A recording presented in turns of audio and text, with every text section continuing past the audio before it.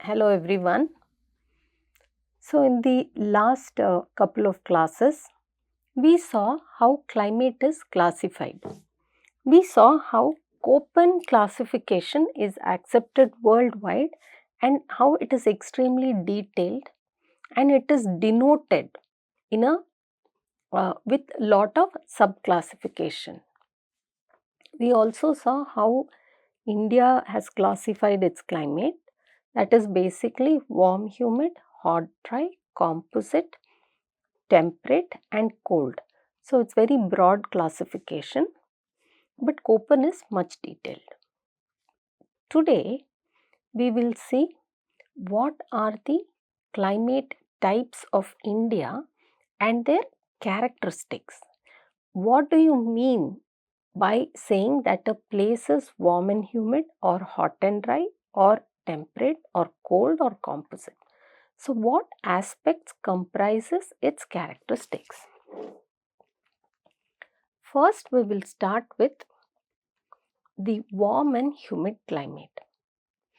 Under warm and humid climate, we will study its geographical distribution. What are the climate characteristics? What are the environmental challenges in warm and humid climate? And what are the broad building design considerations for this climate? Finally, we will also see what NBC says. First, let us look at its geographic distribution. Now, the National Building Code of India NBC 2005 has divided the country into 5 climatic zones. It classifies the warm and humid climate zone with the following temperature and relative humidity. It says that the mean monthly maximum temperature should be above 30 degrees centigrade and relative humidity must also be above 55%, or the mean monthly maximum temperature should be above 25 degrees centigrade and relative humidity should be very high, it should be above 75%. Geographically, the warm and humid climate zone covers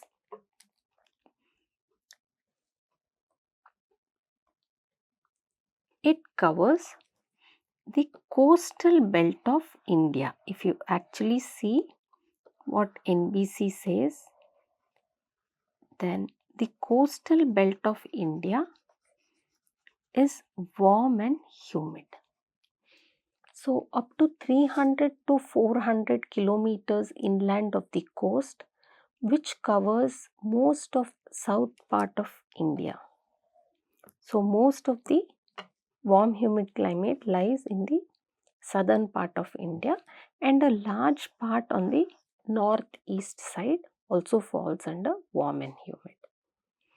In general, if you see, Colombo, Singapore, Hawaii, Malaysia, Goa, Mumbai, Visakhapatnam, Kolkata, Puri, Tripura, these places fall under warm and humid zone. Today we will take the case of Chennai as a city and look at its climate classification, as Chennai is classified as warm and humid climate.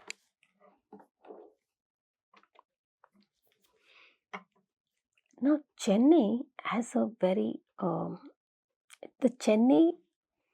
Chennai has a dry summer, tropical wet and dry climate as far as Köppen climate classification is concerned, and it is designated as AS in Köppen climate classification. If you look at the maximum average dry bulb temperature of Chennai, you can see that for most parts of the year, the maximum average dry bulb temperature lies between 31 to 37.5 degree centigrade. So the maximum temperature ranges between 35 degrees to 37.4 degrees during the month of March to May. So this entire time period is a very warm time period for Chennai. The minimum temperature, if you see, then for most parts of the period, the minimum temperature ranges somewhere between 21 degrees to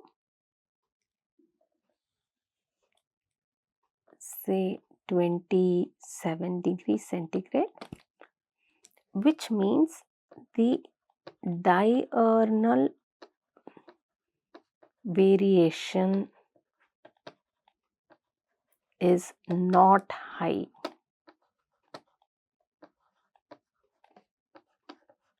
That is the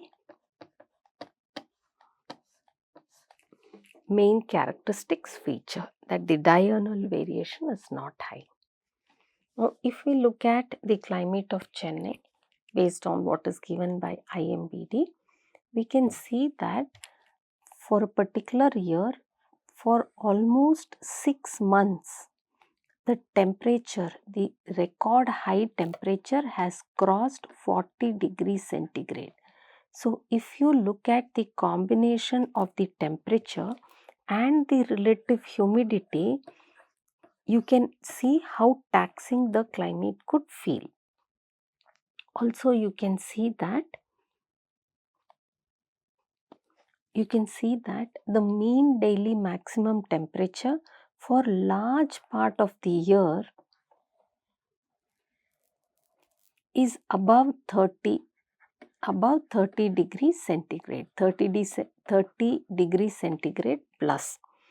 So, this high temperature in combination with the high relative humidity makes this place very sultry, sticky, and you tend to sweat a lot.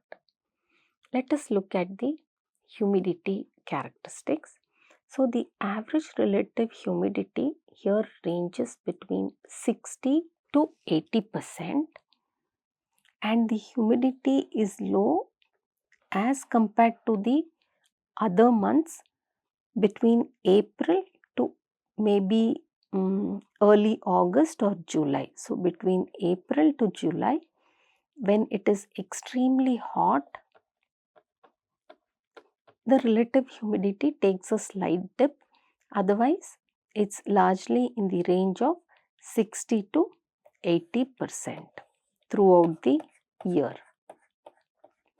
The highest is during November to March, and it could range even between 90 to 96%, and the lowest is during March to June, and it ranges between 40 to 50%. If you look at wind speed, the average wind speed ranges between 1.8 meters per second to 3.8 meters per second,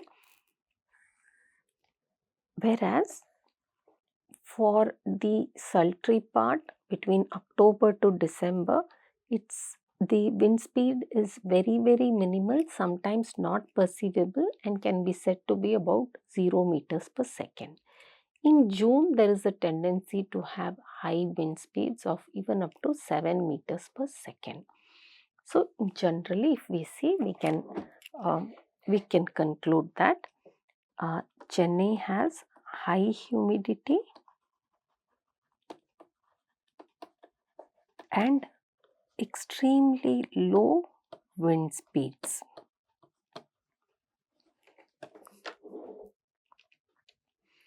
And let us look at precipitation. The precipitation period of the year lasts for about 6 to 9 months, starting from April to January, with a sliding 31-day rainfall of at least 120 millimeters.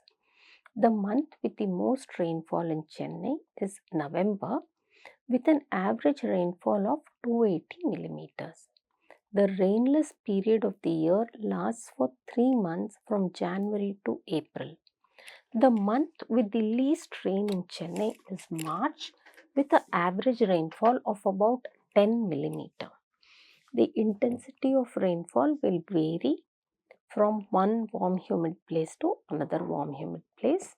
Kerala is also classified as warm humid, and you can see Kerala's rainfall is much higher than that of Chennai's. If we look at the sky cover, the average sky cover ranges between 29 to 74%. The maximum sky cover is during October, which is around 91%, and the minimum sky cover ranges between 10 to 15% in January to April. If we look at vegetation, vegetation grows quickly here due to the ideal environment of sunshine, precipitation. So it's a combination of a place which has good sunshine as well as precipitation, and therefore vegetation grows quickly. But it also depends on the soil conditions. Depending on the soil condition, the nature of vegetation changes. These conditions create ideal environment for lush tropical vegetation, including rainforests and wetlands. Major types of vegetation in warm and humid region include the tropical evergreen, the semi-evergreen, the tropical dry deciduous, and the montane subtropical and temperate type of vegetation. For example, vegetation in Kerala has a large area of dense evergreen forests, whereas Jamnagar majorly has mangrove forest, thorn forest, and shrubs. So there is no one common type of vegetation found here. The only commonality is towards the coast, coconut trees are found in abundance. Otherwise, based on the combination of soil, temperature, and precipitation, the nature of vegetation varies. So, moisture in the air combined with moderate heat and high rainfall is preferable for the growth of vegetation. The plant underground cover helps reduce reflected radiation, and the ground surface does not heat much. So, if we look at tropical evergreen, these flourish in areas that have rainfall of over 200 centimeters. Evergreen forests are essential for not only promoting greenery on the planet but are also useful in the continual survival of animals and plants in the forest ecosystem. And if we look at semi-evergreen, these are transitional forests between tropical wet evergreen forest and tropical deciduous forest. Plants go quickly.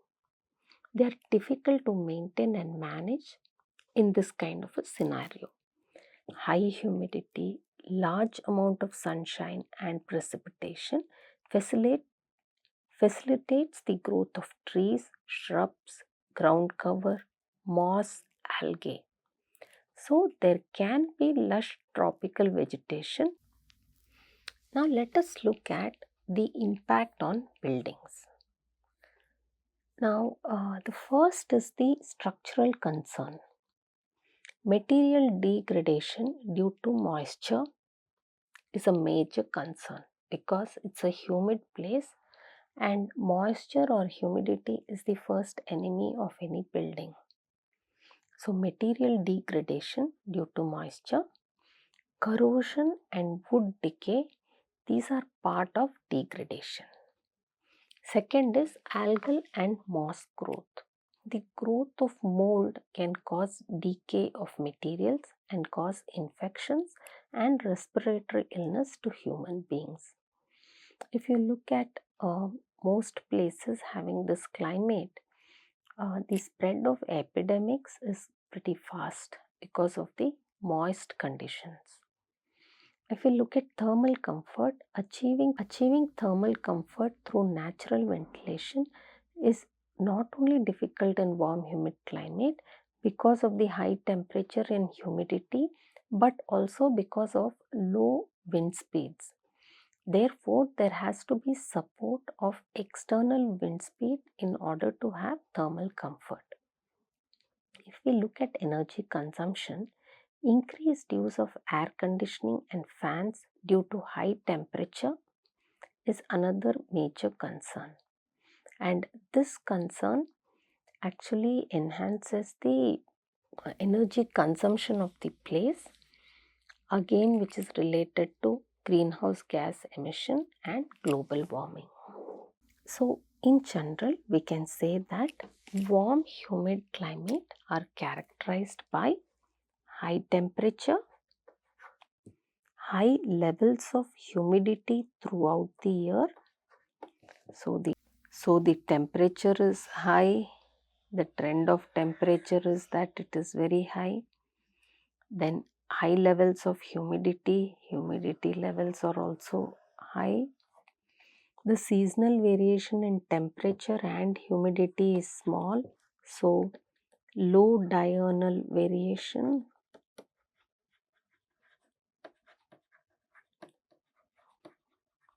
and frequent rainfall is very common. You can see rainfall being almost nil or less only for a few months. Otherwise, in every month, there are few days when there is precipitation. Some locations experience rainfall almost daily, and these have an effect on the thermal comfort because people feel very sultry and sticky in these places.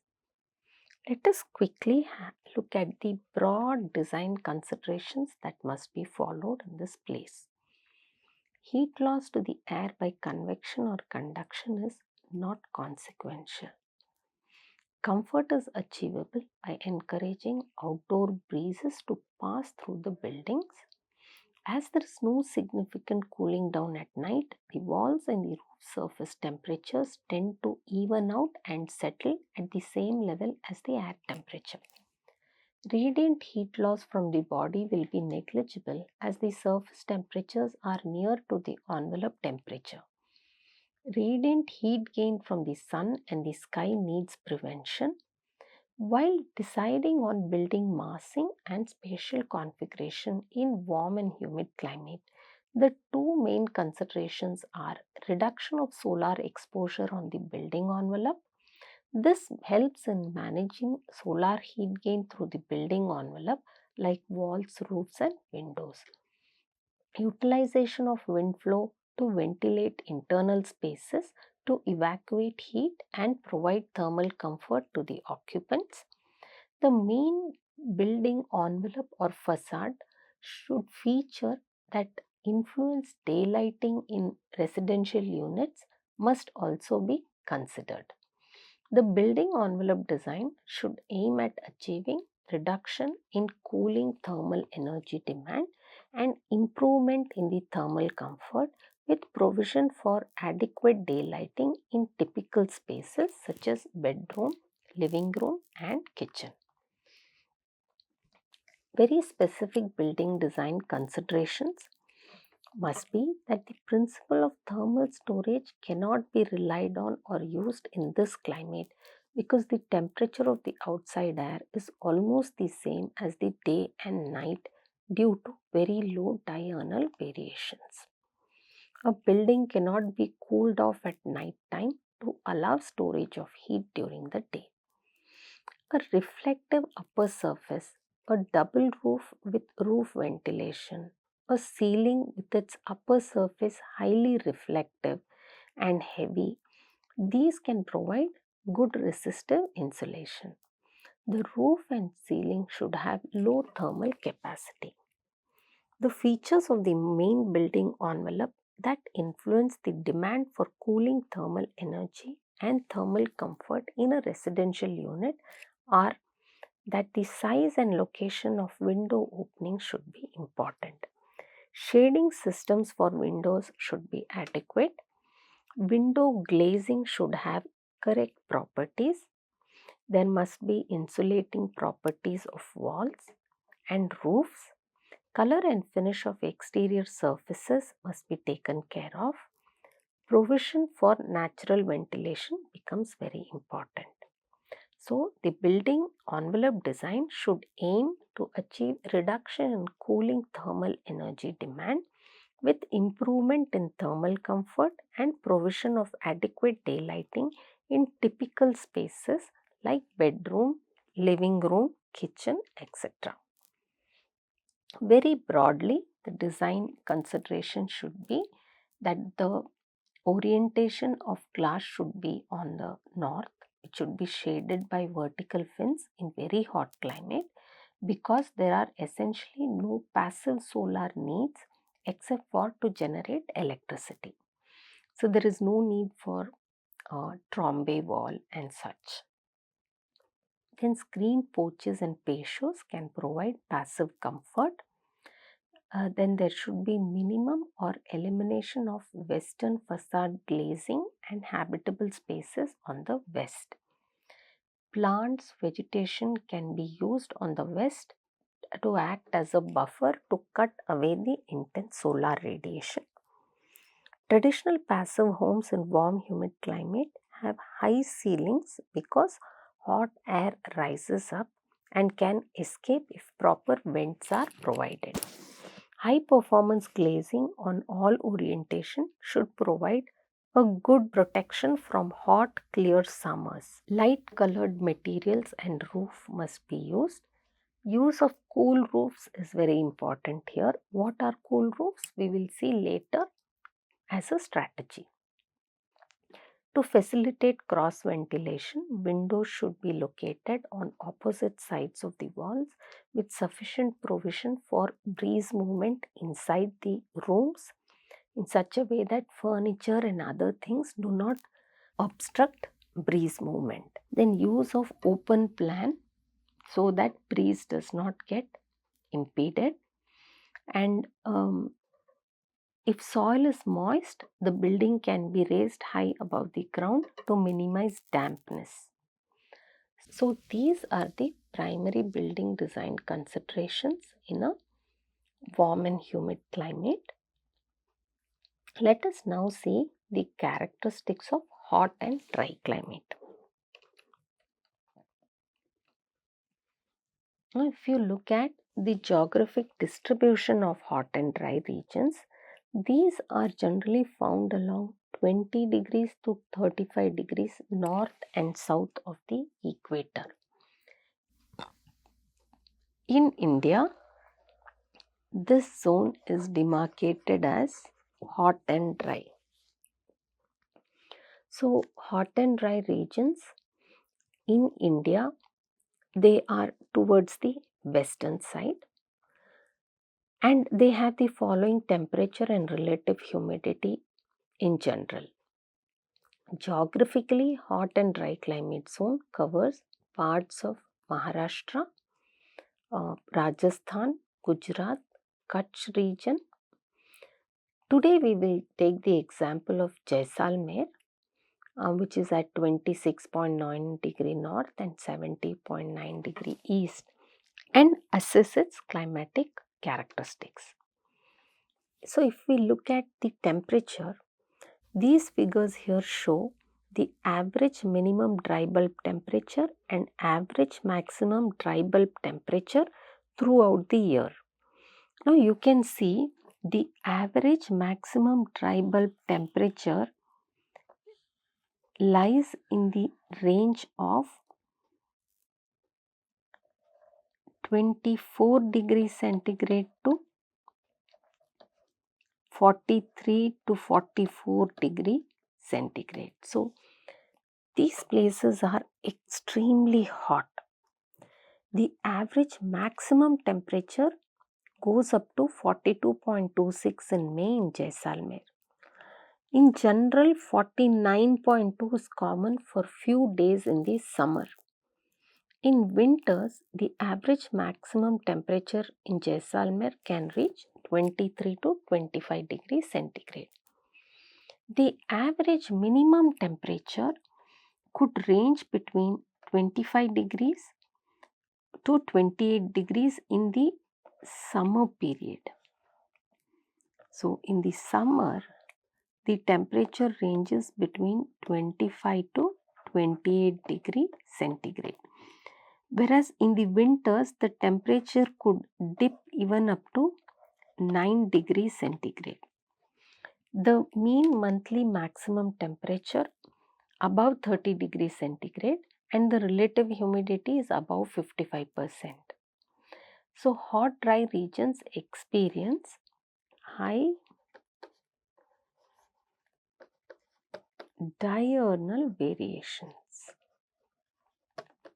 Sometimes the diurnal variations could even be up to 20 degrees to 25 degrees centigrade. If we look at the relative humidity, the maximum average relative humidity is between 55 to 67 in the months of July to September. The minimum relative humidity is between 31 to 36 in the month of March to May and October to November. So, when the temperatures reach 45 to 49 degrees centigrade, the relative humidity is about 35%. So, you can imagine the amount of dryness one can feel.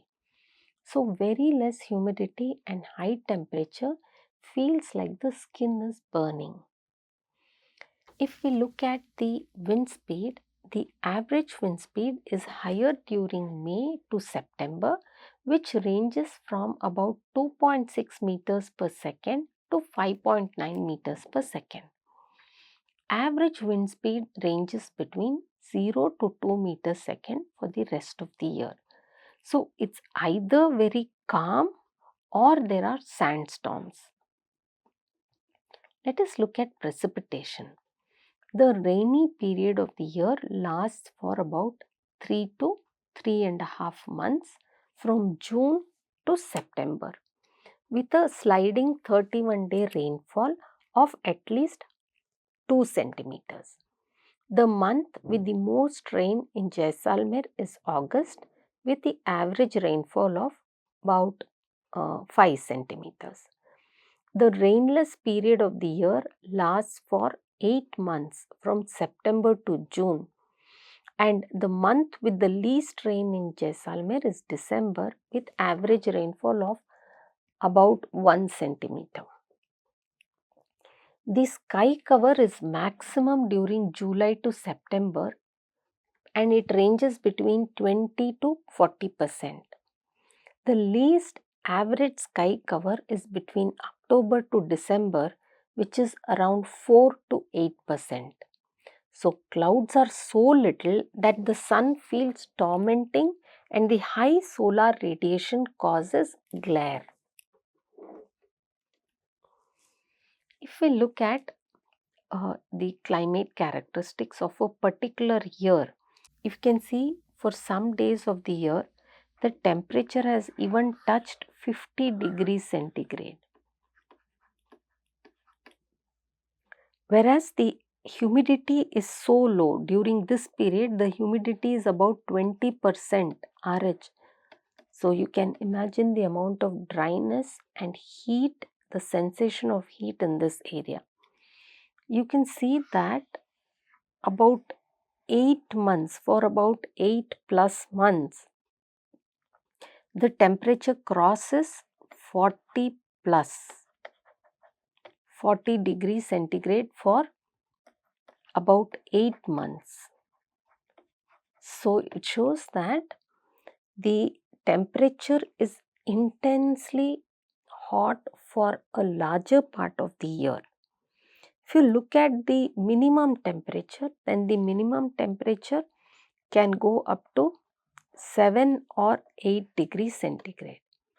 Now here you can see when the mean daily maximum is, say, we will take randomly this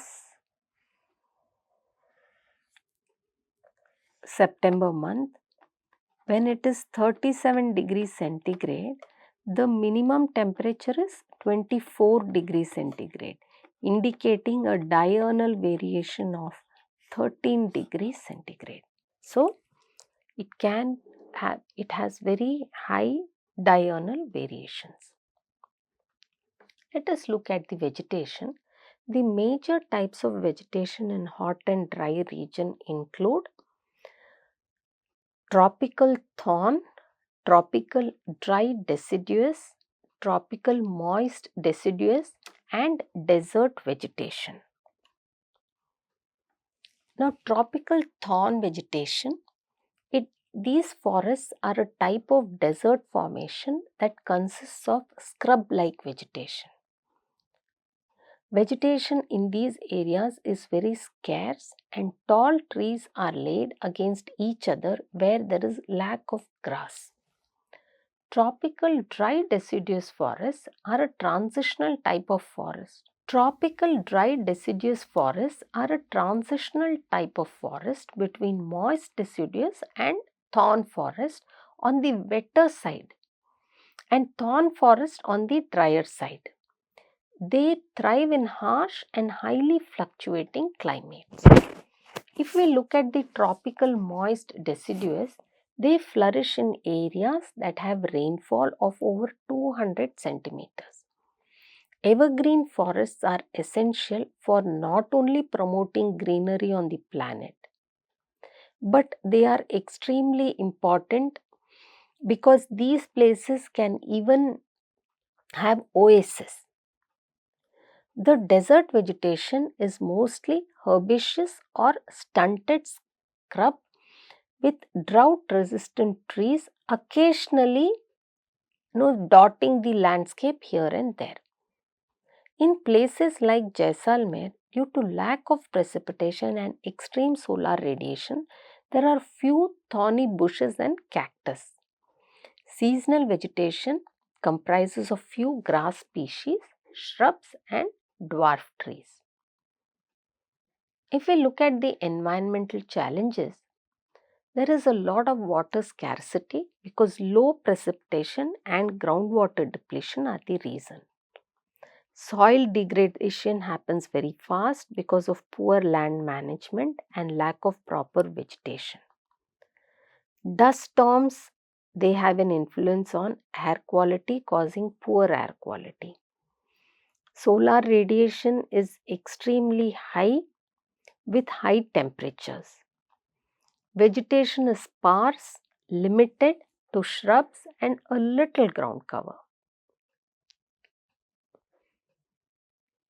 If we look at the impact on buildings, then the first is the structural concern. These materials tend to expand and contract more due to high diurnal temperature differences, and this can lead to cracks.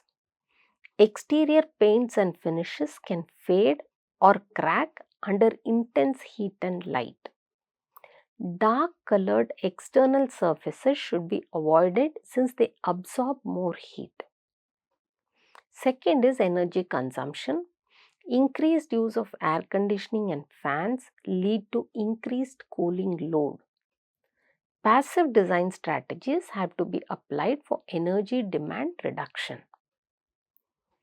Poor indoor quality air is often affected because there is no provision for too much of ventilation, because enhancing ventilation means bringing in hot air. Also, a combination of lack of fresh air inside the room with dust particles makes the indoor air quality poor. Let us now briefly and broadly see the building design considerations. So, traditionally, passive homes in hot, dry climate use high mass construction with small, recessed, shaded openings. The traditional passive homes in hot, windy, dry climate, they use enclosed wall shaded courtyards with small water body or fountains in the center.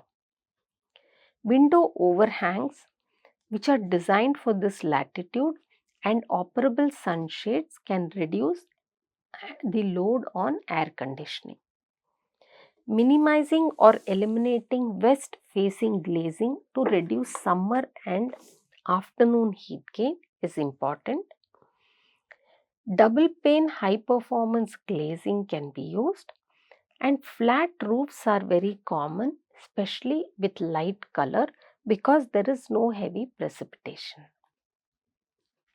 Besides, earth sheltering is a very important strategy which we will be seeing later during the course.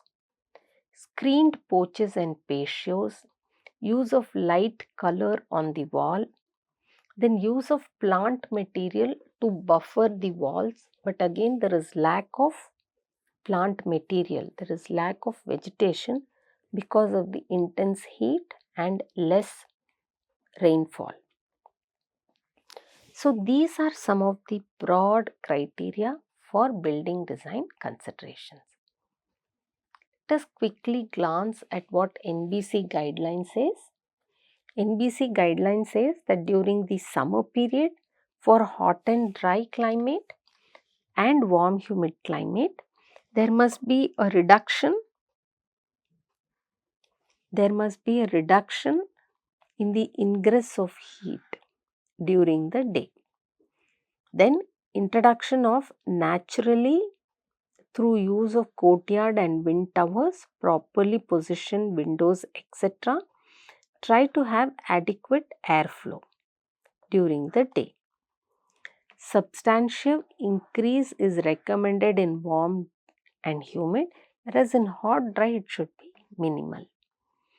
Adequacy of airflow through use of courtyards. In warm and humid it should be substantiative. Reduction of temperature variation within the building during daytime and nighttime compared to temperature variation in the ambient is absent in warm humid and present in hot and dry. Adequacy air changes as required must be high in warm humid and should be present optimally in hot and dry during the summer period. During the winter period, the reduction in the ingress of cold into the building during the day should be valid for hot dry and warm humid, and during monsoon also it should be valid in hot dry and warm humid. Reduction in air changes without compromising with the minimum requirement for the activity must be there in hot and dry during winter and not in the warm and humid. So warm and humid, there must be air changes throughout the year. Reduction in the egress of heat from within the building spaces during the day as well as during night should be there in hot and dry and should not be there in warm and humid. Adequate natural ventilation and air changes in all spaces must be there in warm and humid. There should be a marginal reduction in the ingress of cold into the building during day as well as night is not valid for hot and dry as well as warm and humid. Reduction of humidity within the building throughout the day and night during the monsoon should be available in hot dry and warm humid climate. Substantive increase in the natural ventilation in all spaces during monsoon must not be there in hot and dry and must be present in the warm and humid. So these are the broad guidelines as given by NBC. So with this, we stop today's class on climate characteristics of warm, humid and hot and dry. In the next class, we will look at the climate characteristics of yet another climate type. Until then, thank you.